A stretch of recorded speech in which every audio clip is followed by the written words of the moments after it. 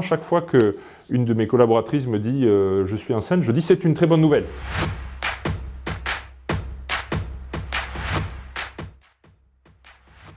Il y a un peu plus de 20 ans, je venais de prendre la responsabilité d'une grosse structure et j'ai proposé à une jeune femme d'être directeur du marketing.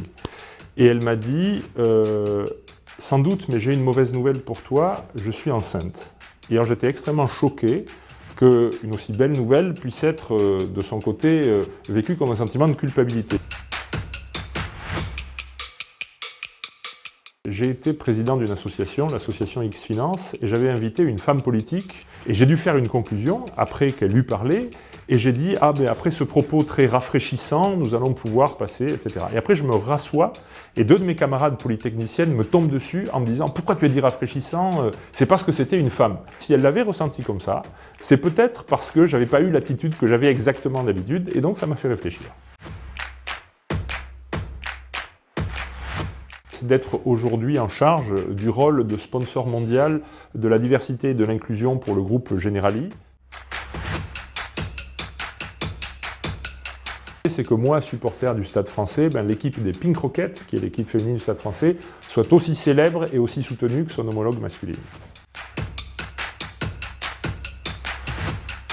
C'est une anomalie. Dans mon secteur, dans l'assurance, quand on fait une réunion entre dirigeants de l'assurance et qu'il n'y a que des hommes, ça me choque, ça me paraît anormal. Mon idéal serait que lorsqu'on choisit du personnel pour le management, lorsqu'on fait des promotions, on n'ait plus à chercher un équilibre, qu'il soit naturel, et qu'on ait suffisamment de candidates femmes.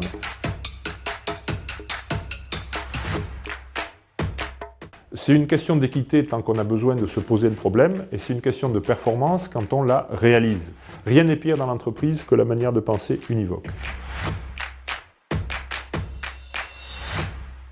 Alors, je ne suis pas forcément pour les quotas, mais je suis pour les objectifs. Et le fait de dire, nous avons un objectif de 50% de femmes parmi les managers. Je suis pour des objectifs qui soient affichés et qui soient mesurables. La fonction de directeur des risques, Chief Risk Officer, j'ai promu une femme, Maria Perini.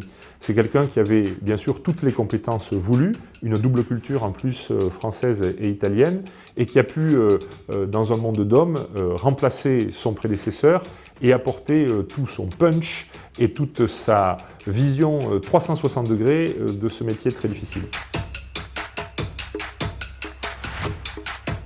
Mesdames de Grand Corps Malade, qui est à la fois un hommage aux dames, c'est les premiers mots de la chanson, et en même temps un plaidoyer contre le machisme.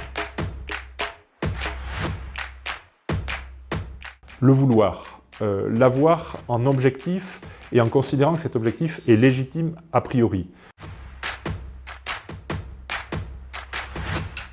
J'ai presque envie de faire la même réponse. C'est pas mission impossible, mais là encore, il faut le vouloir et il faut accepter que la vie professionnelle n'envahisse pas la vie personnelle.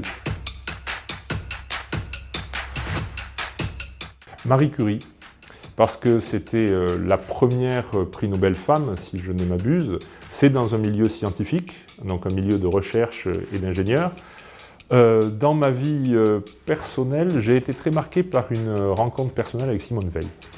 Cette solidité et cette histoire en mouvement qu'elle représentait était particulièrement impressionnante. Voilà.